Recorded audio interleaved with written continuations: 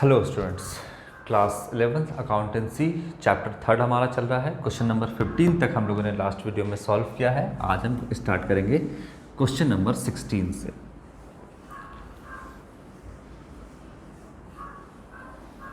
Accounting principle and concept हमारा चल रहा है चैप्टर 3। ऑब्जेक्टिव क्वेश्चन हम कर रहे हैं। 15 तक हम लोगों ने कर लिया है, 16 से आज हम स्टार्ट करेंगे। चलो,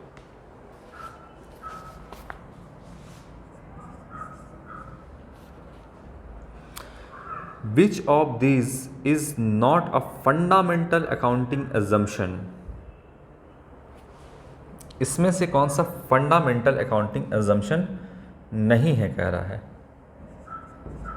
नॉट अ मेंटल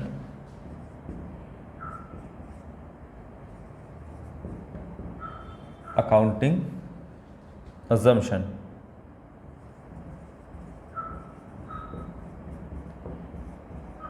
इनमें से कौन सा नहीं है, कहता है।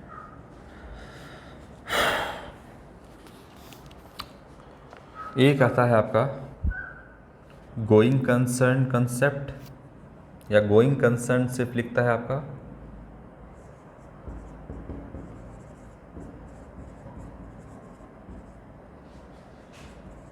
हम लिख देते हैं गोइंग कंसर्न कंसेप्ट। बी कहता है आपका कंसिस्टेंसी कंसेप्ट,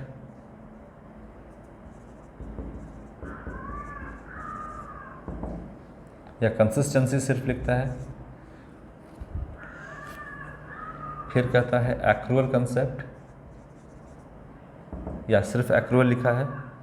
और डी कहता है आपका कंसेप्ट ऑफ या कन्वेंशन ऑफ मटेरियलिटी। कंसेप्ट नहीं, कन्वेंशन होना चाहिए, कन्वेंशन ऑफ मटेरियलिटी ना।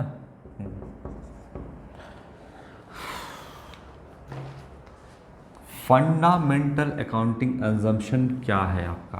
फंडामेंटल यानी आधारभूत, अकाउंटिंग का बेस। फंडामेंटल का क्या मतलब होता है?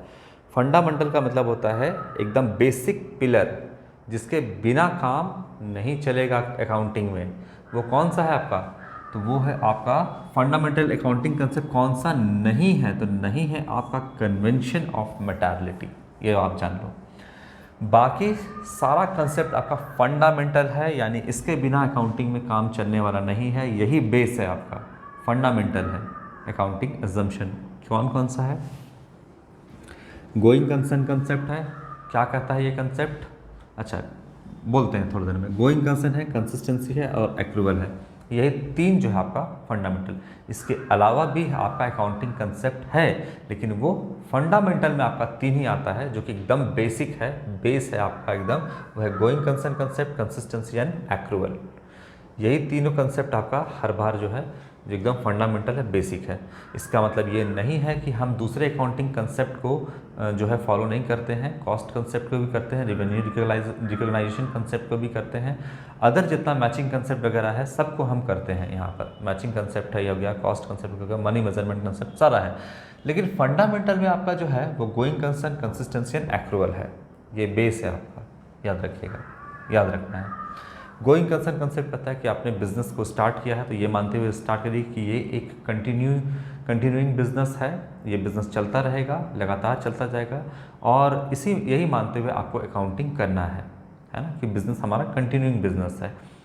अगर आपको ये पता भी हो कि हमारा बिजनेस बंद होने वाला है आगे 6 महीने में या 7 महीने में, फिर भी आपको अकाउंटिंग जो है वो एज इट इज़ करते रहना है, ये मानते हुए कि हमारा बिजनेस कभी बंद नहीं होगा। ये क्या बात हुई? यही बात हुई कि आपका जो है ये मानते हुए अकाउंटिंग करना है। आप कभी भी बीच में अकाउंटिंग छोड़ नहीं सकते। बिजनेस को क्लोज करने के बाद आपका अकाउंटिंग खत्म होगा, लेकिन जब तक बिजनेस चल रहा है आपका अकाउंटिंग उसको रिकॉर्डिंग करते रहना है। कल बंद होने वाला है, फिर भी ये मान के चलना है कि हमारा बिजनेस लगातार चलता रहेगा और अकाउंटिंग करते रहना है, ताकि पता चल सके कि बिजनेस प्रॉफिट में बंद हुआ या लॉस में बंद हुआ, और फ्यूचर में कुछ इस टाइप ऑफ बिजनेस हम दोबारा खोल सकते हैं या नहीं। तो ये कहता है गोइंग कंसर्न कंसेप्ट, कि ये मान के चलना है कि बिजनेस हमारा लगातार चलता रहेगा। कंसिस्टेंसी, एक मेथड को आपने चुन लिया है, लगातार उसी मेथड पे आप बने रहो, जब तक कोई एक्स्ट्रा ऑर्डिनरी सर्कमस्टांसेस ना हो आप मेथड को चेंज नहीं करोगे। एक्रूअल क्या कहता है? कि आप जो है एक्सपेंस और रेवेन्यू के केस में दोनों होता है कि बिज़नेस जो है वो भले ही अपना एक्सपेंस दिया हो या ना दिया हो, उसको अपना एक्सपेंस मानना होगा। रेवेन्यू के केस में, इनकम के केस में, भले लिया हो या ना लिया हो, आपको उसको इनकम मानना होगा अगर आपने एक्सपेंस किया है। खैर, आपको ये बात हम समझा चुके हैं कई बार। तो एक्रूअल कंसेप्ट पता है आपको कि आपका जो भले ही आपने सैलरी जो है या वेजेस है या रेंट है आपका बात करें, तो वो सब कुछ पीएल एक्रूअल बेसिस पे ही चलता है। दिया हो या ना दिया हो आपको रिकॉर्ड करना है, एक्सपेंस मानना है। इनकम कमा लिया है, मिला हो या ना मिला हो, आपको रिकॉर्ड करना है, एक्रूअल कंसेप्ट कहता है। यही 3 बेसिक या फंडामेंटल अकाउंटिंग अजम्पशन है। बाकी सारा आपका फंडामेंटल नहीं है, बाकी सारा आपका अकाउंटिंग कंसेप्ट है जो हम उसको फॉलो करते हैं, बट फंडामेंटल आपका going concern, consistency and accrual ही है। इसके बाद क्वेश्चन नंबर 17 क्या कहता है? देखिए, जितना भी आपका अकाउंटिंग कंसेप्ट है एक बार आप इसको डिटेल में रीड कर लेना, जितना भी थ्योरी है नोट्स में जो आपका दिया गया है, और इसका जो डिटेल वीडियो में हमने बनाया है उसको भी आप देख लेना। फिर आपको क्वेश्चन को आंसर करने में, या फिर अगर आंसर करने में दिक्कत होता भी है तो फिर आपको समझने में काफ़ी आसानी होगा, फटाफट आप समझ जाओगे। Question number 17, The proprietor of the firm include the amount of drawing in income statement of the firm, say which convention is avoided। ठीक है, क्या कहता है कि अगर कोई बिजनेसमैन जो है वो ड्राइंग किया है, अपने पर्सनल यूज़ के लिए पैसा विड्रॉ किया है, ठीक है, और इसको इनकम स्टेटमेंट में दिखा देता है। ठीक, देखिए समझाते हैं पहले, इसका पहले ऑप्शन लिख देते हैं। कॉस्ट कंसेप्ट है, सारा मतलब समझाएंगे अभी। बी हो गया आपका गोइंग कंसर्न कंसेप्ट,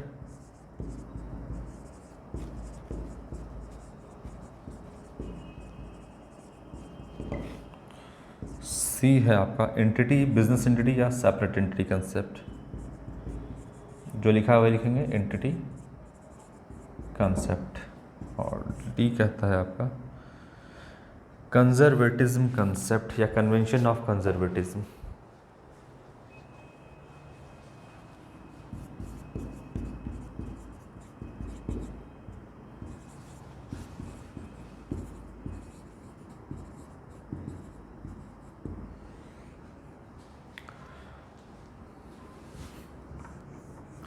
ये बिजनेस है और ये बिजनेसमैन है, यानी बिजनेस का ऑनर है, मालिक है, प्रोप्राइटर है।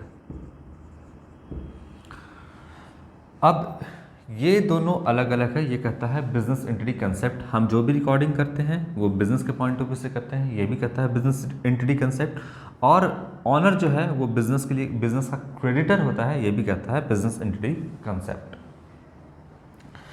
अब कहता है कि अगर इसने कोई ड्राइंग्स किया है, यानी पर्सनल यूज़ के लिए पैसा निकाला है, ठीक है, पर्सनल यूज़ के लिए कोई भी पैसा निकाला है, तो ये जो ड्राइंग है वो इनकम स्टेटमेंट में लिख दिया है, यानी प्रॉफिट एंड लॉस अकाउंट में।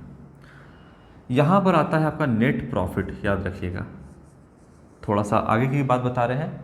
देखिए, बिजनेस का सारा खर्च देने के बाद जो प्रॉफिट बचता है उसको बोलते हैं नेट प्रॉफिट। मान लो नेट प्रॉफिट होगा 100 रुपये का, बहुत छोटा अमाउंट दे रहे हैं, 100 रुपये का, ये नेट प्रॉफिट ऑनर का है। बिजनेस का सारा खर्च, फैक्ट्री का खर्च, ऑफिस का खर्च, शोरूम का खर्च, सारा खर्च देने के बाद बचेगा वो आपका ऑनर का होता है, यानी नेट प्रॉफिट ऑनर का होता है।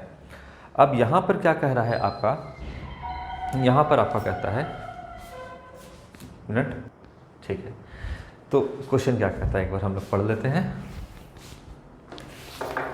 देखिए, proprietor of the firm include कर दिया है अमाउंट ऑफ ड्राइंग को इनकम स्टेटमेंट में, यानी प्रॉफिट एंड लॉस में, है ना।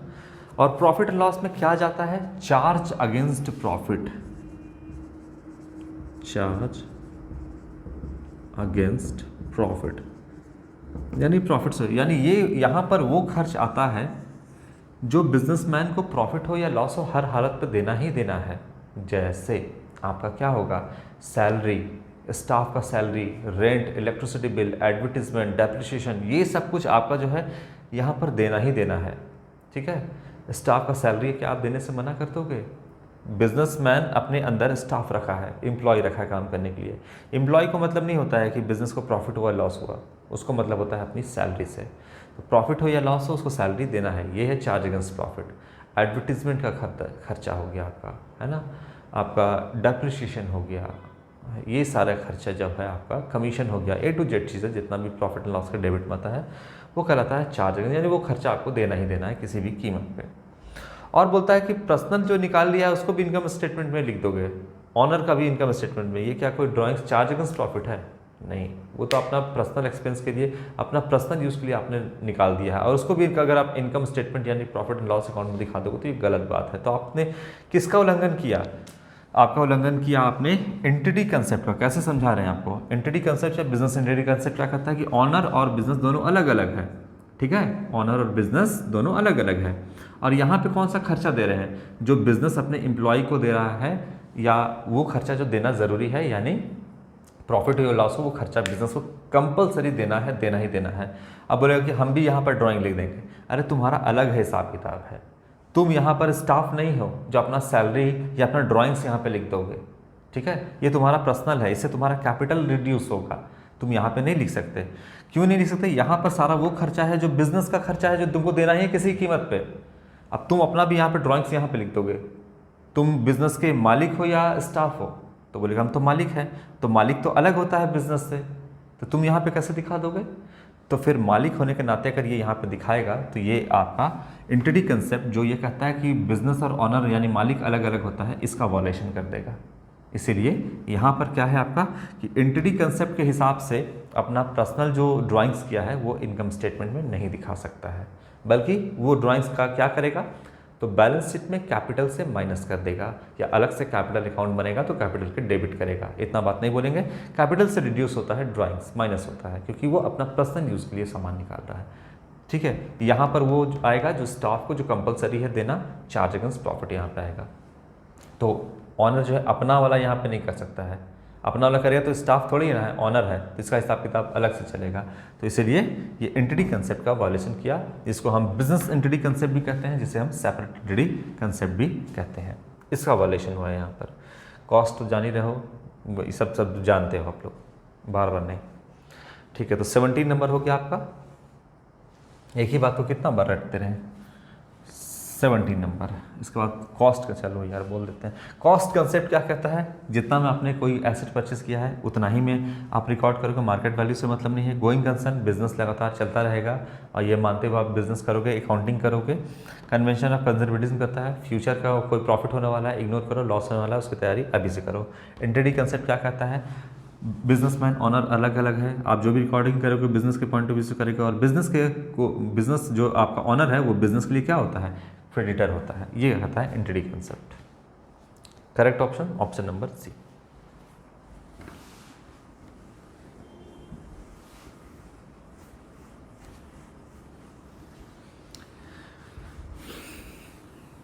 क्वेश्चन नंबर 17 के बाद question number 18।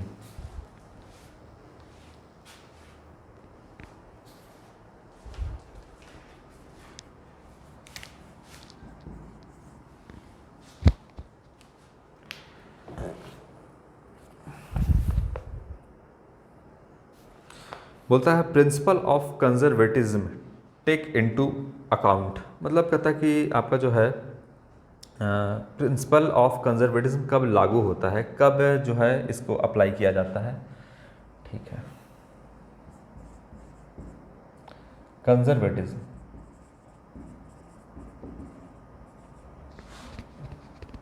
Convention of conservatism जिसे हम प्रूडेंस बोलते हैं। ठीक है, प्रूडेंस भी बोलते हैं, दोनों लिख सकता है, या तो प्रूडेंस लिख देगा या कन्वेंशन ऑफ कंजर्वेटिज्म लिख देगा, दोनों एक ही है। ये कब अप्लाई होता है, कब होता है, ये ऑप्शन से देख के आपको पता चलेगा कौन सा ऑप्शन करेक्ट है। All future profit and losses, all future profits and losses, all future profits and not losses.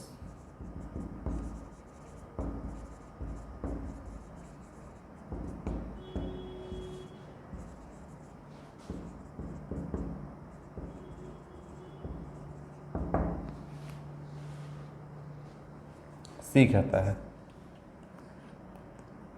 All future losses and not profit.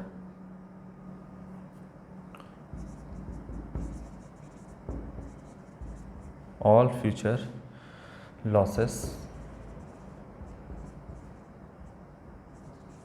And not profit.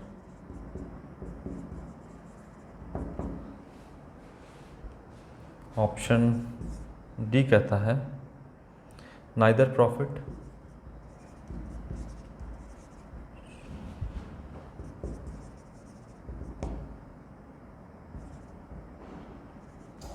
nor losses of the future।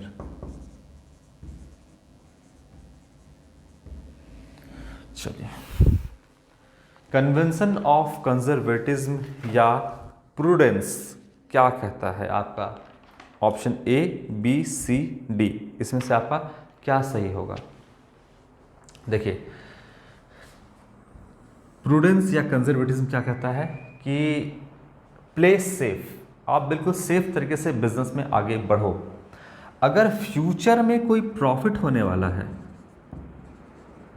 Future में, भविष्य में अगर कोई profit होने वाला है, कितना का भी, 1 लाख, 2 लाख, 5 लाख, 10 लाख, 1 करोड़, 2 करोड़, 10 करोड़, मतलब नहीं है। फ्यूचर में अगर प्रॉफिट होने वाला है तो इसके लिए कोई तैयारी करने की ज़रूरत है क्या? क्या फ्यूचर में नुकसान होगा क्या? अरे प्रॉफिट हो जाएगा, प्रॉफिट हो जाएगा तो आएगा पैसा, तो इससे कोई दिक्कत वाली बात है क्या? कोई दिक्कत वाली बात नहीं है। तो इसीलिए प्रूडेंस कंसेप्ट या कन्वेंशन ऑफ कंजर्वेटिज्म कहता है कि फ्यूचर में अगर प्रॉफिट होने वाला है, मान लो कि 10 लाख का कोई प्रॉफिट होने वाला है, इग्नोर करो, गोली मारो, मत देखो उसको। अरे पैसा आना है तो आ जाएगा, तो मज़े वाली बात है, इसके लिए आप दिमाग क्यों लड़ाने वाले हैं? लेकिन दूसरे तरफ ये कन्वेंशन कहता है कि फ्यूचर में अगर कोई लॉस होने वाला है, कोई लॉस होने वाला है या लॉसेस, कोई भी लॉस, मान लो कि 1 लाख का भी लॉस होने वाला है, फ्यूचर में पता है कि हमको 1 लाख का नुकसान हो जाएगा, 2 लाख का नुकसान हो जाएगा, 10 लाख का नुकसान हो जाएगा। बताइए, जब नुकसान होगा तब देखा जाएगा। ऐसा करोगे? ऐसा नहीं कर सकते। ऐसा करोगे तब तो डूब जाओगे। देख, जब जैसा होगा देखा जाएगा। एग्ज़ाम आएंगे तो पढ़ेंगे, देखेंगे। अगर आप ऐसा कहोगे तो क्या कभी भी एग्ज़ाम पास कर जाओगे? समय बीत रहा है, धीरे धीरे धीरे धीरे करते करते आपका पढ़ाते पढ़ाते जो है आपका एक समय आ जाएगा जब एग्जामिनेशन का टाइम हो जाएगा। आप बोलोगे अच्छा अभी एग्ज़ाम हो गया, अब मोटा मोटा बुक खोल के अकाउंटेंसी का, बिजनेस स्टडीज़ का, इकोनॉमिक्स का, इंग्लिश का सब पढ़ना शुरू करोगे। पढ़ पाओगे एट अ टाइम? नहीं पढ़ पाओगे।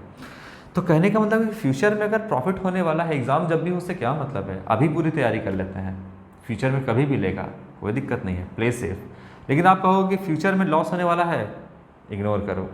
इग्नोर नहीं कर सकते। इग्नोर करोगे तो फ्यूचर में भारी नुकसान हो जाएगा। तो इसकी तैयारी अभी से करो। प्रॉफिट होने वाला है, इग्नोर करो, हो जाएगा तो अच्छी बात है, पैसा आ जाएगा। लेकिन लॉस होने वाला ये पता है तो इसकी तैयारी अभी से करो। ये कहता है कन्वेंशन ऑफ कंजर्वेटिज्म या प्रूडेंस। अब देखो, all future profit and losses. Conservatism ये कहता है कि सारा फ्यूचर का प्रॉफिट है उसको भी ध्यान में रख के चलो, लॉस है उसको भी ध्यान में रख के चलो। नहीं, ये तो नहीं कहता है। क्या कहता है? फ्यूचर में अगर प्रॉफिट होने वाला है इग्नोर करो, लॉस होने वाला है तैयारी अभी से करो। दूसरा देखते हैं, ऑल फ्यूचर प्रॉफिट। फ्यूचर में जितना भी प्रॉफिट हो रहा है इसको भी ध्यान रखो, पर लॉस को ध्यान में नहीं रखो। उल्टा बोल दिया, फ्यूचर में प्रॉफिट होने वाला है इसको इग्नोर करना है, लेकिन लॉस को लेके चलना है। तो उल्टा बोल दिया ना, फ्यूचर प्रॉफिट को बोलता है लेके चलो, लॉस को इग्नोर करो। नहीं, लॉस को इग्नोर मत करो, लॉस को लेके चलो, प्रॉफिट को इग्नोर करो, ये कहता है। ये तो गलत हो गया आपका, उल्टा कह दिया। फिर कहता है all future losses. All future losses को ध्यान में रख के चलो, but not profit and not profit. Profit को ध्यान में रख के मत चलो, ये सही कहता है। सी नंबर ये क्या कहता है? फ्यूचर में लॉस होने वाला है, अरे यार लॉस हो जाएगा, अभी से तैयारी रखो, ठीक है। नॉट प्रॉफिट, प्रॉफिट को ध्यान में रख के मत चलो, होना तो हो ही जाएगा। तो ऑप्शन नंबर सी आपका करेक्ट ऑप्शन है। फिर बोलता है आप तो समझ गए, ना इधर आपका प्रॉफिट नॉर लॉस, ना ही प्रॉफिट को देखो, ना ही प्रॉफिट को देखो, ना ही लॉस को देखो फ्यूचर में, सब भूल जाओ, सब छोड़ो, जैसे चल रहा है चलने दो। नहीं, ये भी नहीं, ये आपका करेक्ट होगा, ये आपका गलत होगा। ठीक है, तो option number C correct option होगा क्वेश्चन नंबर 18 का। ठीक है, 18 के बाद क्वेश्चन नंबर 19।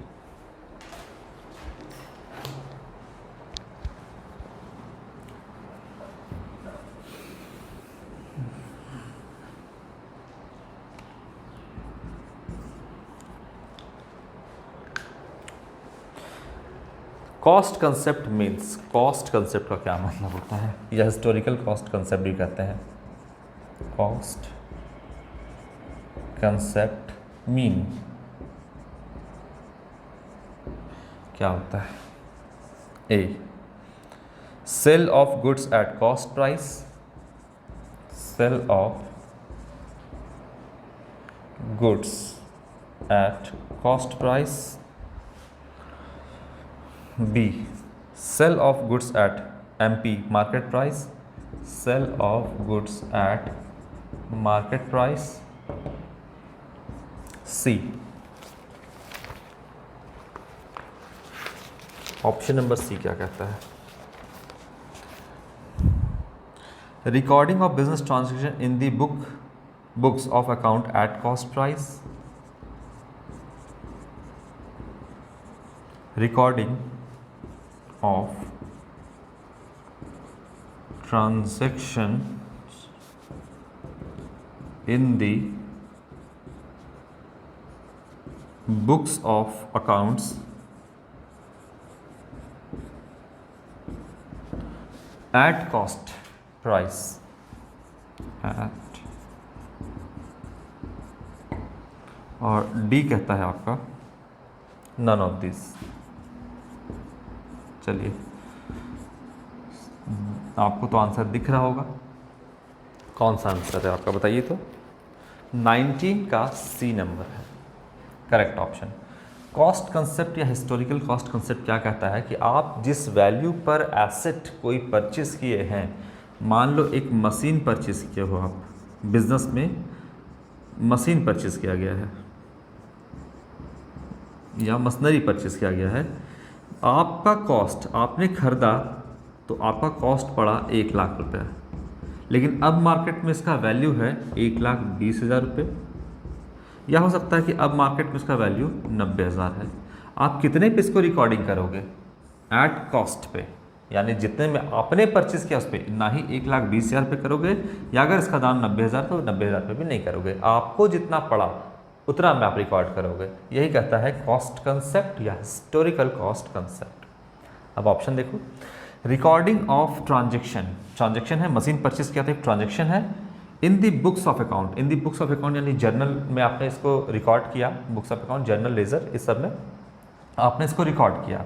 तो रिकॉर्डिंग ऑफ ट्रांजैक्शन, मशीन खरीदना एक ट्रांजैक्शन है जिसको आपने बुक्स ऑफ अकाउंट में रिकॉर्ड किया, किस वैल्यू पे? एट कॉस्ट पे, यानी एट कॉस्ट प्राइस पर। एक एट कॉस्ट प्राइस कितना है? 1 लाख पे, तो 1 लाख पे आप इसे रिकॉर्ड करोगे, ना ही 1,20,000 पे, या ना ही 90,000 पे। ठीक है, ये कहता है cost concept. Sale of goods at cost price, ये तो बेचोगे तो बिजनेस को नुकसान हो जाएगा। कॉस्ट प्राइस पे खरीदे, 10 रुपये का सामान 10 रुपये पे बेच दिए, तो बिजनेस क्यों कर रहे हो? गलत।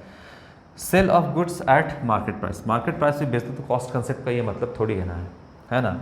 इसका नॉन ऑफ दीज है, तो option number C correct option होगा क्वेश्चन नंबर 19। इसके बाद क्वेश्चन नंबर 20।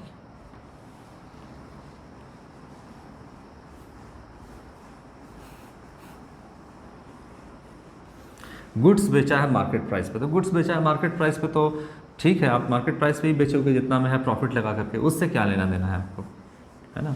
आप तो एसेट को कितना में खरीदे हैं, जितना में खरीदे हो उतना ही में आप उसको रिकॉर्ड करोगे, मार्केट वैल्यूज का कुछ भी हो। चलिए क्वेश्चन नंबर 20 देखते हैं, last question. According to the principle of conservatism, the closing stock is valued at, ठीक है, question number 20। According to the principle of conservatism,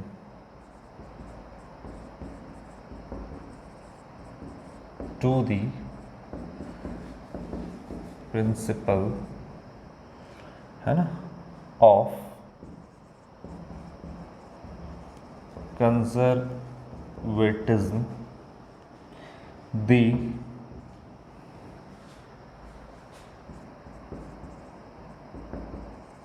closing stock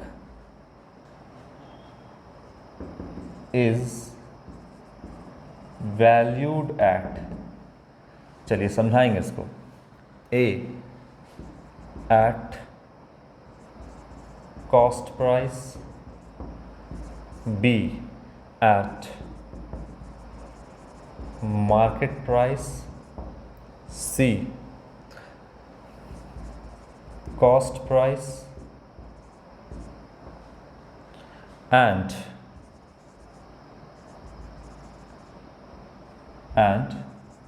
market price, whichever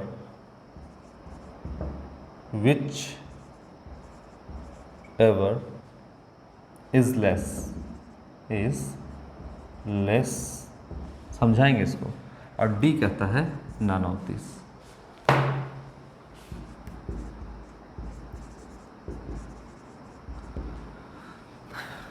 principal of conservatism या इसे कहते हैं convention of conservatism, जो कहता है आपको कि फ्यूचर में अगर कोई प्रॉफिट होने वाला है, अभी समझाएं आपको, कोई प्रॉफिट होने वाला है इग्नोर करो, फ्यूचर में अगर कोई लॉस होने वाला है तो उसकी तैयारी अभी से करो, यही ये कंसेप्ट कहता है। अब देखिएगा कि जो क्लोजिंग स्टॉक है, क्लोजिंग स्टॉक का क्या मतलब होता है। साल भर आपने सामान खरीदा बेचा और आपने मान लो कि पूरे एक साल में, एक अकाउंटिंग ईयर में 1 लाख का सामान आपने खरीदा, जिस कॉस्ट का सामान आपने खरीदा, और आपने 80,000 का सामान जो है कॉस्ट, 80,000 के कॉस्ट का सामान प्रॉफिट ऐड करके मार्केट में बेच दिया। तो बताइए तो कितने का क्लोजिंग स्टॉक, यानी अब कितना सामान रह गया, 20,000 के कॉस्ट का सामान रह गया बिजनेस में, जो भी अनसोल्ड है, अभी तक बिका नहीं है। इसी को क्या बोलते हैं, इसी को बोलते हैं साल के अंत में जो बच गया क्लोजिंग स्टॉक, इसे बोलते हैं क्लोजिंग स्टॉक। अब ये क्लोजिंग स्टॉक जो 20,000 का बच गया, इसका बिजनेस में वैल्यू, बिजनेस में मतलब जो आपने इसका वैल्यूएशन किया बिजनेस के अंदर, इसका वैल्यू कितना है, 20,000 है। 20,000 तो है, वही है 20,000 हम यहाँ लिख रहे हैं 20,000, लेकिन इसका जो है मार्केट वैल्यू 25,000 है। हो सकता है आपके हिसाब से ये 20,000 का है, मार्केट में उसी चीज़ का जो आपका पास गुड्स है उसका मार्केट में उसका वैल्यू 25,000 है, मार्केट में वैल्यू। तो ये कंसेप्ट क्या कहता है, ये कहता है कि फ्यूचर में अगर प्लेइंग सेफ, आप सेफ प्ले करो। कौन सा कहता है, कंजर्वेटिज्म कंसेप्ट, कि फ्यूचर में कोई प्रॉफिट होने वाला है इसको इग्नोर करो, लेकिन लॉस होने वाला है तो उसको तैयारी भी करो। फ्यूचर में दिख रहा है यहाँ पर कि मार्केट वैल्यू 25,000 का है, अरे अच्छी बात है, 25,000 का है वैल्यू, लेकिन ये कहता है, क्या कहता है, प्ले सेफ, सेफ प्ले करो, हमेशा जो है एकदम सेफ्टी के अंदर रहो। फ्यूचर में आपका यहाँ पे देखिएगा बिजनेस में जो वैल्यू है वो स्टॉक का है, क्लोजिंग स्टॉक का 20, मार्केट में 25 है। अरे 25 है तो 25 में 25 का 30 करके हम बेच भी देंगे। आप कम वाला मान के चलो ना, हमेशा क्या करो, प्ले सेफ। आप क्या करो, कम मान के चलो, लॉस होने वाला है, कम ही में बिकेगा, हम यही मान के चलते हैं, प्ले सेफ। तो क्या है, मार्केट वैल्यू और कॉस्ट प्राइस है कितना, 20,000 और मार्केट वैल्यू 25 है। विच एवर इज लेस, जो कम है उसको लो, ज़्यादा होगा तो ज़्यादा में बिक ही जाएगा, 25,000 तो 25 का 30 में बिक ही जाएगा। अब 20 ही मान के चलो, मान के चलो कि 20 है, बिकने का तो जितना फ्यूचर में प्रॉफिट होना है हो जाएगा। अरे 20 का मान लो कि मार्केट में वैल्यू 35 भी चल रहा है, 40 भी चल रहा है, चलने दो, फ्यूचर में प्रॉफिट होगा, इग्नोर करो। लेकिन अगर मान लो कि फ्यूचर में वैल्यू घट गया, 20,000 से भी घट गया, मान लो मार्केट में वैल्यू इसका कितना है, 19,000 है, आप कैलकुलेट किए, कॉस्ट आपका 20 है, मार्केट में वैल्यू कितना है 19, तो फिर आप क्या लेके चलो 19, यानी विच एवर इज लेस, जो कम है उसको लेके चलेंगे ना। फ्यूचर में अगर ज़्यादा रहेगा प्राइस तो ज़्यादा में बिक जाएगा, जो कम है उसको लेकर के चलो, क्योंकि प्ले सेफ करना है आपको, बिल्कुल सही तरीके से आपको बिजनेस में चलना, आगे बढ़ना है, एक एक कदम फूक फूक के रखना है।